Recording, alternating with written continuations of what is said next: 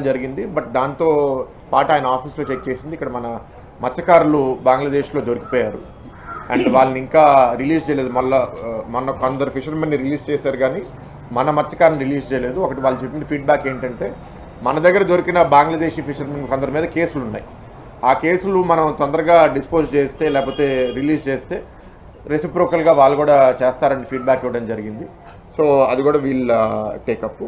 Last tourism మీద ఒఫిషియల్గా presentation ఇవ్వలేదు కానీ గజేంద్ర సింగ్ షెకావత్ గారిని కలిసి 2 ఇష్యూస్ మీద డిస్కస్ చేశాము. ఒకటి ఆర్కే బీచ్, ఇంకోటి ఈ కైలాష్గిరి జూ గురించి.